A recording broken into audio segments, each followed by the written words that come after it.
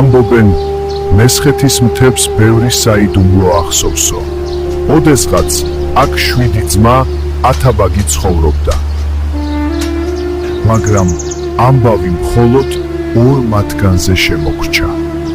უფროსი დიდი ოსტატი იყო, უმცროსი კი მისი შეგირდი. მათ წილად ხვდათ უდიდესი საქმე, საფარის მონასტრის აგება. ძმაო, ამ ადგილას მონასტერი უნდა ავაშენოთ. ჩვენი ერთგული ხარი დაგვეხმარება. ჩვენი ხარი? ინდუშა? რა თქმა უნდა.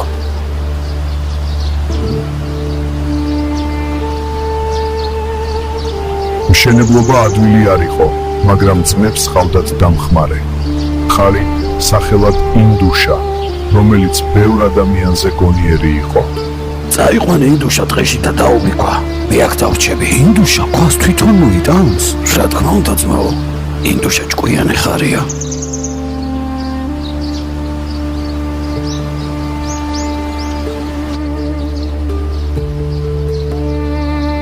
აბა ინდუშა, წავედით დღეში. მე ქვას დაგიბავ, შენ აქ წამოიღებ.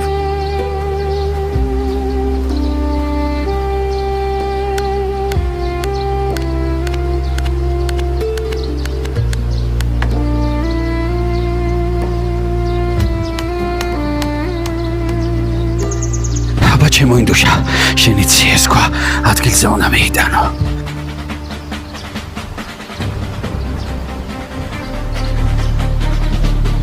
მას გამყოლი არ სჭირდებოდა.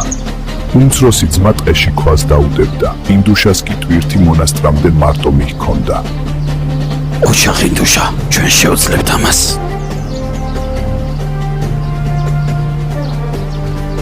ასე უსიტყვოდ აგურ-აგურ შენდებოდა ტაძარი. როცა მონასტერი თითქმის დასრულებული იყო, ინდუშას ბოლო ქვა მოქონდა. მაგრამ ბუნებას თავისი კანონები აქვს. იმ დღეს ტაძარს ერთი ქვა ვეღარ მიემატა. ოსტატმა ქვები გადათვალა, ეგონა საქმე მოთავებული იყო. ძმაო, ჩვენ ეს შევძელით დავამთავრეთ. არა ოსტატო, ერთი ქვა გვაკლია. ინდუშა დათმა დაგლიჯა. ის ქვა კი ტყეშია. ამ პარტავნებამ ოსტატს სძლია ეწყინა თავისი შეცდომა და მონასტრისკენ გაიქცა. ამბობენ, მონასტრის სახურავიდან გადაეშვაო.